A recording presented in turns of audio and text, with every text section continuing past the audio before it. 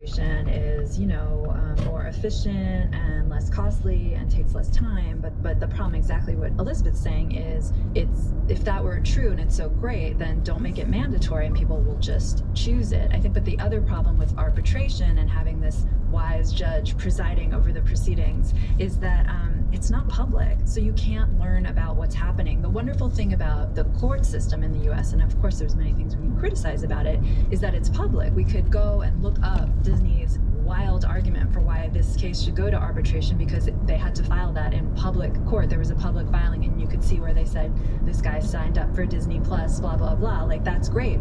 And in like serious cases, there's consumers suing companies for public harm. The fact that their cases are public serves, I keep saying public, serves the good of all Americans, right? Because then we learn about misbehavior. This is pretty much where I reached the limit of my neoliberal children. And I agree. I think that the arbitration is better, but precisely because it is better, it shouldn't be mandatory. Because any sensible plaintiff will be like, it is clearly going to be a lot cheaper for me to go through this arbitration. Plus, it shouldn't be confidential, it should be public, because if it is public, you get to see the results of previous arbitration disputes, and you get to see, like, well, here's the last 10 times that someone was accused of killing someone, and like, here's the award that the judge came down with, and here's the last 10 times it happened in court, and here are the awards that happened in court, and I can compare the two, and I can be like, well, statistically speaking, I'm probably going to get just as much in arbitration. It's going to cost me much less in legal fees and whatever. I can make that fully informed decision. The problem is that right now I can't make that fully informed decision because I have no idea what the results of most mandatory arbitration is. Plus, of course, the thing we haven't mentioned about arbitration is that the way you get rehired to be the judge in an arbitration case is basically by being friendly to the corporation, because it's the corporation who basically says, yeah, you've been doing great at this arbitration, keep on doing it. If you make a series of like large awards against the corporation, you probably won't come back as a judge. And so that there is this kind of thumb on the scales there in terms of implicit pressure on the judge not to go over the top. So yeah, I can totally see the arguments against A, confidential arbitration, B, mandatory arbitration, and C, arbitration where the judge is chosen by the company who you're suing. Those are all real problems with the arbitration system, but I do think on some level that a lot of these disputes between consumers and companies, if we could deal with those three issues, would in fact be better dealt with by an arbitrator, by a mediator, than by a jury trial. Yeah, maybe. I mean, for labor unions have arbitration systems that work well for them, that they feel are fair. Not in the NFL, where, I don't know if you guys saw this, but there's a race discrimination going on against the NFL, and some of it has been pushed to mandatory arbitration, and the person presiding over the arbitration is Roger Goodell, the head of the NFL. So that's like a particularly, I think, good example of why, like, sometimes your whole argument just doesn't fly. Yeah, where you do see people, some movement in terms of legislation to not eliminate mandatory arbitration, but to kind of limit the scope of it.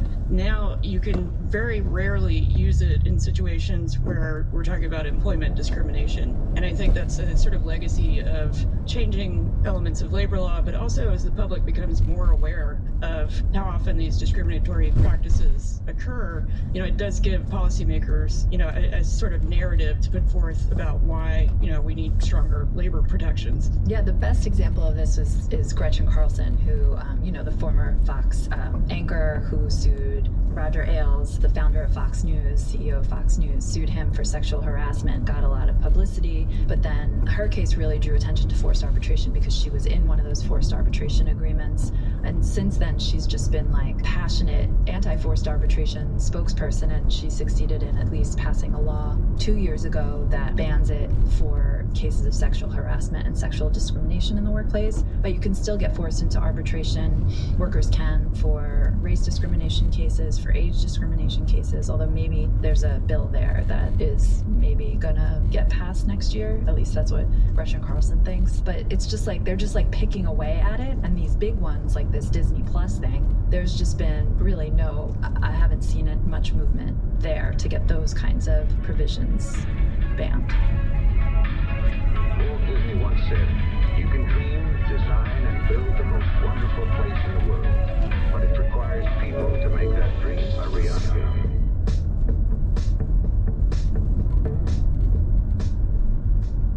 So the other big news of this week was there was a political convention in Chicago, and Kamala Harris was voted in as the Democratic nominee, which actually I think had already happened before the convention even started, but, never mind. That it was good theater, and she gave a speech, and she kind of, en passant, somewhere in the middle of the speech, said something about grocery prices. And this has turned into quite a poisonous fight, as Emily can attest, having made the massive mistake of being on Twitter while this was happening.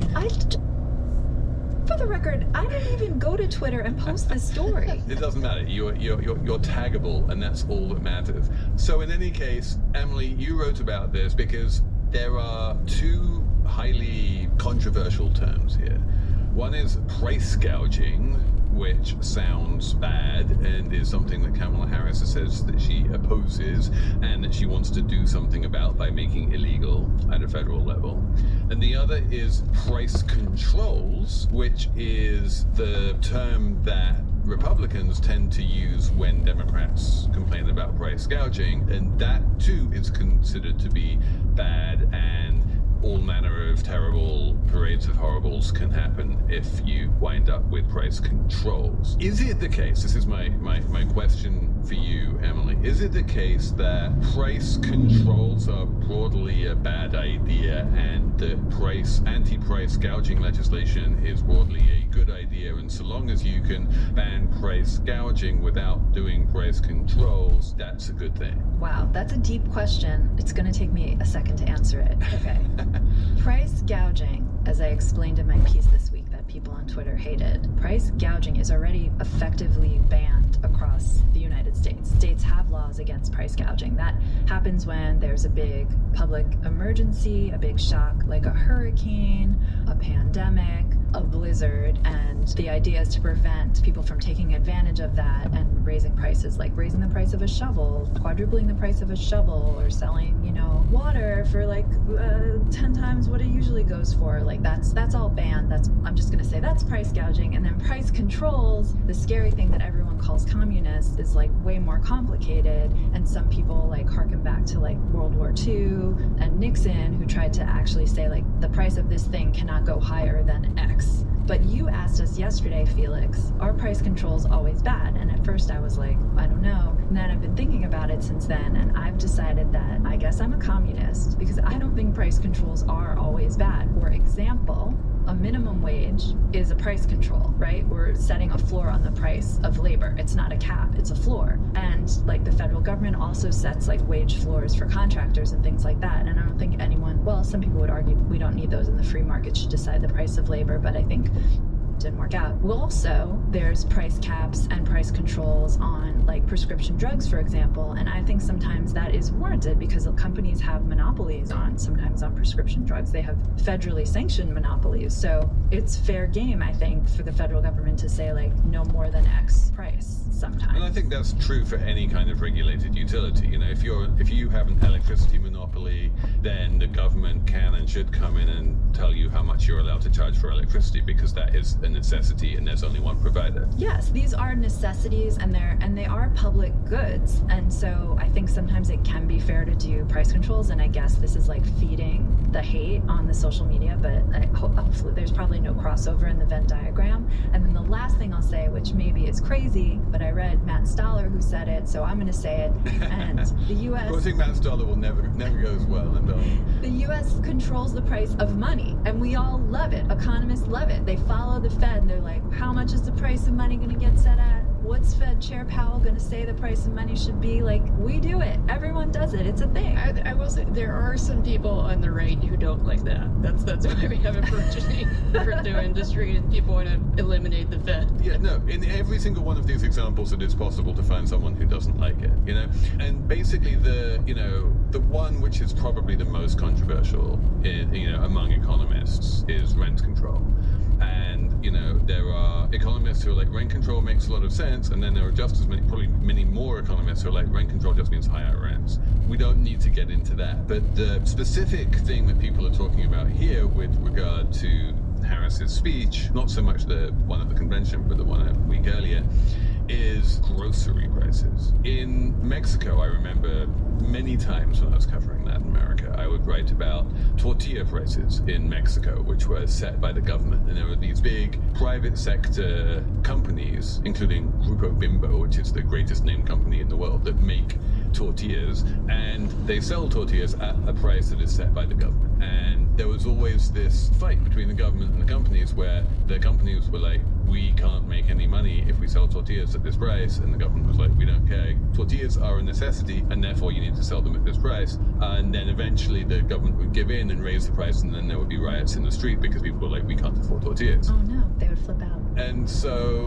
we don't have that in America. And my question for you, Emily, is what does Kamala Harris mean when she says that she's going to lower the price of groceries, if not price controls for groceries? Well, I mean, that's a great question. And the real problem is, not to get all political, but Kamala Harris just hasn't spent much time explaining her policy ideas. Like, she made this one comment in her speech last week, and she didn't even pronounce gouging correctly. No shade on her, she's doing great, but like, she did say price gauging. But they put out like a small policy brief saying she would ban price gouging. What does she mean when she says she'll bring down the prices of groceries? It's not 100% clear. My guess is that I think she's really talking more about antitrust enforcement, which the Biden administration has been going hard on, and you could see that like antitrust enforcement against like meat packers, like 4 companies control half the market for beef, pork, and poultry in the United States. So like going after these big monopolies that do affect prices like at the high level, maybe that's what she means. Well, I mean, the thing is, this is really being rhetorically weaponized by the right, because anytime you mention something that involves government control of anything, it's communism as far as the right wingers are concerned. But also, most people don't really understand what price controls are. They don't necessarily understand what constitutes price gouging. And so she didn't use language that implied this kind of centralized Soviet-style control. But there was even a columnist in the Washington Post who covers economics who wrote a whole column. She's suggesting that Kamala has said that she's going to control food prices on a global centralized basis, not looking at whether or not there's some kind of market abuse that's harming consumers. And Harris has said nothing of the sort. She hasn't really detailed what she means. Yeah, no, the problem is that Harris has said nothing, really. I mean, this is the problem. Like, she has said enough to get people worried, but not enough to actually make it clear what it is that she's proposing. One of the broad themes of the Harris campaign is that where Harris stands on the issue is like the kind of laundry list of policy proposals that she wants to implement upon becoming president is pretty damn short and is nowhere to be found on her website and is not what she's really running on. And so what that means is that when those of us who care more about policy